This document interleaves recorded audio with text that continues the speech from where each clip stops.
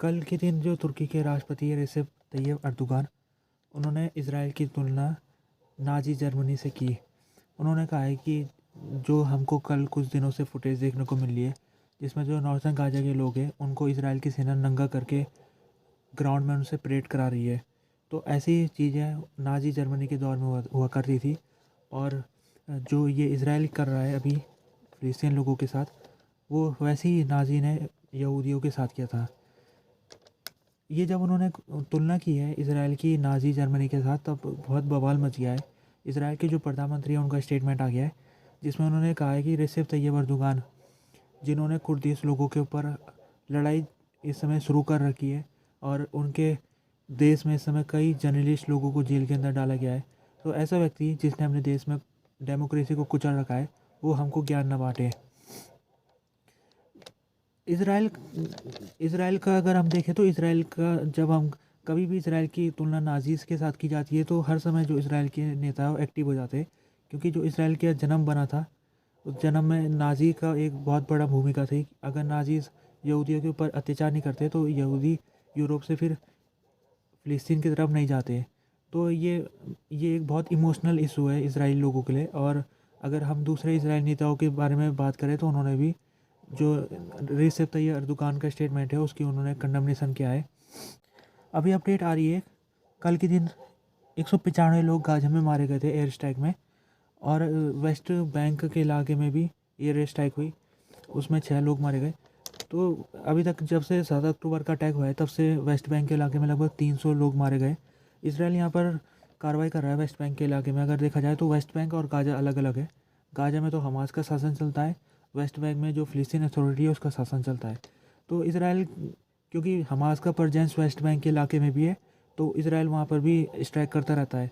तो कल के दिन भी वहाँ पर स्ट्राइक में 6 लोग मारे गए। जो लोग वहाँ पर मौजूद थे जब स्ट्राइक हुआ है, तो उन्होंने आप बीती बताई है। उन्होंने कहा कि ये स्ट्राइक ड्रोन से हुआ था और ये जानबूझ के ये निशाना बनाया गया है ड्रोन। ये कोई गलती से अटैक नहीं है, बल्कि ये पूरा इन्होंने प्री प्लान तरीके से इसराइल की सेना ने हमला किया है। और साथ में जब वो हमला हो गया था, उसके बाद जो घायल व्यक्ति है उसको एम्बुलेंस तक नहीं पहुंचने दी वहाँ पर जहाँ पर ये हमला हुआ था। और लोगों को कंधे में बैठा के और स्ट्रेचर में ले जाके फिर हॉस्पिटल की तरफ ले जा रहे थे। तो ये जब से लड़ाई शुरू हुई है, तब से ये आरोप इसराइल के ऊपर लगता आ रहा है कि इसराइल हमले करने के बाद ये जहाँ पर ये साइट है जहाँ पर हमला हुआ है, वहाँ पर वो घेर लेती है पूरा और एम्बुलेंसेस वगैरह को नहीं जाने देती है, जिसके कारण जो घायल व्यक्ति है उसकी भी मौके में मौत हो जाती है, क्योंकि एम्बुलेंस नहीं पहुंचती तो उसका ब्लड लॉस होने की वजह से वहीं पर ही वो मौत हो जाती है उसकी। तो ये पहली बार नहीं है आरोप इसराइल के ऊपर। इसराइल में जब से उसने अटैक शुरू किया है 7 अक्टूबर के बाद से, जितना भी इसराइल ने अभी तक कार्रवाई की है, स्ट्राइक किया है, तो उसमें इस तरह से आरोप इसराइल के ऊपर लगते रह रहे हैं। अगर बात की जाए तो अभी तक फ़िलिस्तीन लोगों की मौत का आंकड़ा 21,000 को पार कर गया है। और ये 21,000 का आंकड़ा में अभी और भी ज़्यादा शामिल हो सकते हैं, क्योंकि अभी कुछ लोग मलबे के नीचे दबे हुए, तो उनका भी इस आंकड़े में शामिल नहीं किया गया है। लेकिन कम से कम 21,000 लोगों की मौत हो चुकी है गाज़ा के अंदर। और अगर बात की जाए तो ये जो हमला है, इसमें इसराइल के 3 सिपाही भी मारे गए कल के दिन। और अभी तक जो इसराइली सिपाहियों की मौत का आंकड़ा है वो 160 को पार कर दिया गया है। अभी जो इसराइल की नॉर्थर्न बॉर्डर है वहाँ पर काफ़ी देखने को मिल रहा है, एक्टिविटी होने लग गई। वहाँ पर जो नॉर्थर्न इसराइल का इलाका है, वहाँ पर लेबनान की बाउंड्री लगती है, वहाँ पर हिजबुल्ला भी उधर के साइड एक्टिव रहता है। तो कल के दिन पता लगा कि हिजबुल्ला ने इसराइल के बॉर्डर के अंदर उसने 18 रॉकेट फायर किए। जवाब में इसराइल ने भी हिजबुल्ला के इलाके में उसने स्ट्राइक किया है और 3 लोग लेबनान के साइड में मारे गए। इसराइल ने ये चेतावनी भी दे रखी है कल के दिन। वहाँ के जो डिफेंस मिनिस्टर है योव गैलेंट इसराइल के, उन्होंने चेतावनी दी थी कि जो लड़ाई है इसमें 7 जगहों से हमारे को घेरने की कोशिश की जा रही है। और ये जो लड़ाई है इसको फैलने का खतरा है। तो उनका इशारा लेबनान की तरफ था। और अभी तक तो जब से 7 अक्टूबर से अभी तक तो जो हिजबुल्ला है वो ज़्यादा स्ट्राइक नहीं कर रहा है, लेकिन ये संभावना बनी हुई है कि हिजबुल्ला कभी भी वो फुल फ्लैज लड़ाई की शुरुआत कर सकता है। अगर ये लड़ाई हिजबुल्ला पूरी तरीके से इसराइल के ऊपर घोषित कर देगा, तो फिर इसराइल के लिए ये संकट की स्थिति आ सकती है, क्योंकि फिर जो गाज़ा का बॉर्डर लगता है उससे साउथ में वहाँ तो पहले से लड़ाई चल रही है, नॉर्थ में भी उसको सेना को लगाना पड़ेगा। तो इसराइल ने इसको पहले ही इसको कर लिया था, उसने तैयारी कर रखी है इसकी, और जहाँ उसकी बॉर्डर के इलाके में जो पॉपुलेशन है उसको खाली करा रखा है उसने। तो उसने तैयारी तो कर रखी है, और उसने चेतावनी भी दी है इसराइल ने कि अगर हिजबुल्लाह ये लड़ाई की घोषणा करता है तो फिर हिजबुल्लाह की बहुत बुरी तरीके से इसराइल उसकी हालत करेगा। हिजबुल्लाह और इसराइल की लड़ाई भी हो चुकी है, 2006 में हुई थी इन दोनों के बीच में लड़ाई, लेकिन उसके बाद भी हिजबुल्लाह को अभी तक वो पहले से ज़्यादा ताकतवर है इस समय। और अगर माना जा रहा है कि हिजबुल्लाह के पास 1 लाख रॉकेट उसके जखीरे में अभी तक मौजूद है, जो कि अगर वो पूरा लड़ाई में इसराइल के खिलाफ करेगा इनका इस्तेमाल, तो इसराइल का जो आयरन डोम सिस्टम है, जिसने कल के दिन 18 रॉकेटों को उसने इंटरसेप्ट कर लिया था, तो वो तो कर दिया कल के दिन, लेकिन अगर 1 लाख रॉकेट अगर हिजबुल्लाह लगातार उनको छोड़ेगा तो फिर आयरन डोम भी इनको रोक पाने में नाकाम होगा। तो इसराइल के लिए संकट की स्थिति तो है, लेकिन उसको पता है कि हिजबुल्लाह अगर लड़ाई करेगा तो फिर अमेरिका और इसराइल दोनों मिलकर हिजबुल्लाह को छोड़ने वाले नहीं है। तो हिजबुल्लाह फ़िलहाल अभी देख रहा है वो स्थिति किस तरफ जा रही है लड़ाई की, तो उस हिसाब से वो फैसला लेगा। अभी खबर ये आई है, गार्जियन न्यूज़पेपर में छपी थी है कि अमेरिका ने इसराइल के अंदर एक हथियार का गोदाम बना के रखा हुआ है। इसको कहते हैं वार रिज़र्व स्टॉक फॉर अलाई वर्सा, इसका शॉर्ट फॉर्म है। तो ये जो गोदाम है ये 1980 के दशक में बना था, और इसको बनाने की वजह ये थी कि अगर इसराइल के ऊपर एकदम से कोई सभी देश जो उसके पड़ोस के वो हमला कर देते, तो फिर इसराइल को वेपन्स का गोदाम उसके पास रहेगा, तो फिर इसराइल को उस गोदाम के हथियार इस्तेमाल करने की परमिशन होगी, तो इसराइल तैयार रहेगा मतलब लड़ाई के लिए।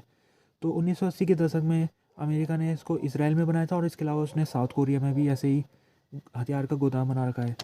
तो इसके बारे में बताया जा रहा है कि जो गोदाम है इसमें जो हथियार रखे हुए, तो ये जो हथियार है ये इनका ओवरसाइट नहीं होती है। जैसे आमतौर में जो कांग्रेस होती है अमेरिका की, जो पार्लियामेंट जिसको कहा जा सकता है, तो वो डिफेंस मिनिस्ट्री के ऊपर ओवरसाइट बना के रखती है कि क्या क्या काम ये डिफेंस मिनिस्ट्री कहाँ पर क्या काम कर रही है। लेकिन ये गोदाम है, ये जो कांग्रेस मेंबर्स हैं उनसे भी ये छुपा के रखा जाता है इसको, और कांग्रेस के मेंबरों को भी पता नहीं लगता कि ये इसके अंदर कितना हथियार है इस गोदाम के अंदर, और किस प्रकार का हथियार है, क्या एडवांस हथियार है कि जो पुराने टाइप के हथियार है, ये कुछ पता नहीं है। मतलब कांग्रेस को भी ये इसकी परमिशन नहीं दी जाती है इसके बारे में। तो ये बहुत कॉन्फिडेंशियल तरीके से इसको वेयर हाउस को चलाया जाता है। और खबर ये आ रही है, एक्सपर्ट लोग ये कहते हैं कि अमेरिका तय करेगा कि इसराइल को कितना हथियार यहाँ से देना है। तो क्योंकि लड़ाई शुरू हो रखी है अभी 7 अक्टूबर के बाद से इसराइल लड़ाई कर रहा है, तो ये देखने को मिल रहा है कि इसराइल ये जो गोदाम है उससे हथियार यहाँ से निकाल रहा है, और अमेरिका ने उसको परमिशन भी दे रखी है। लेकिन एक खबर ये भी मिली है कि जो यहाँ पर हथियार थे लड़ाई शुरू होने से पहले, वो डम्ब बॉम्ब जिनको कहा जाता है वो थे यहाँ पर ज़्यादातर। डम्ब बॉम्ब का मतलब होता है कि वो बॉम्ब जिनमें अपना दिमाग नहीं होता है, बस उनको एरोप्लेन से छोड़ दिया जाता है, और वो ग्रेविटी के हिसाब से जहाँ वो गिरना पड़ता है उन्हें, जहाँ वो हवा के रास्ते से या ग्रेविटी के रास्ते से जिस इलाके में वो गिरेंगे, तो वहीं पर ही वो विस्फोट करते हैं। यानी कि उनमें अपना प्रीसीजन गाइडेड नहीं होता है। वो एडवांस जो बॉम्ब होते हैं वो उन्हें प्रीसीजन गाइडेड बॉम्ब कहते हैं। तो उनमें क्या होता है कि जिस इलाके को टारगेट किया जाता है, जिस बिल्डिंग को टारगेट किया जाता है, तो उसी में जाके वो बॉम्ब गिरता है उस बिल्डिंग में। जबकि डम बॉम्ब का क्या होता है कि वो ग्रेविटी के हिसाब से एरोप्लेन के छोड़ने के बाद वो ग्रेविटी के हिसाब से वो नीचे जाता है, और नीचे कहीं पर भी वो गिर सकता है, उसको पूरी तरीके से कंट्रोल नहीं किया जाता है। तो अभी तक इसराइल ने जो गाजा में बमबारी की है उसमें लगभग 50% उसने डम बॉम्बों का इस्तेमाल किया है। तो ये भी सवाल उठ रहा है कि इसराइल ने ये बमों का इस्तेमाल क्यों किया, क्योंकि इससे खतरा बना रहता है डम बम से कि ये सिविलियन लोगों को नुकसान पहुंच सकता है, क्योंकि ये प्रीसीजन गाइडेड तो होता नहीं है, तो ये कहीं पर भी गिर सकते हैं, सिविलियन लोगों के इलाके में भी गिर सकते हैं। तो इस वजह से अमेरिका सरकार के ऊपर भी आरोप लग रहे हैं, क्योंकि अमेरिका ने इसकी जो कॉन्फिडेंशियल बना रखा है इस पूरे गोदाम में, जो चीज़ें हो रही है, कितना हथियार इसराइल में जा रहा है, ये किसी को पता नहीं चल पा रहा है।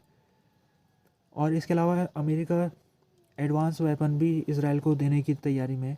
तो वो तो ठीक है, वो तो कांग्रेस में परमिशन लेनी पड़ेगी उसके लिए। लेकिन ये जो वेयर हाउस का मामला है, अगर वो वेपन्स वेयर हाउस के लिए भेजे जाएंगे अगर, तो उसे फिर कांग्रेस से ओवरसाइट से हट जाएगा, और कांग्रेस के मेंबर उसमें दखल नहीं दे सकते अगर वो गोदाम के पर्पज़ से वेपन भेजा जाएगा।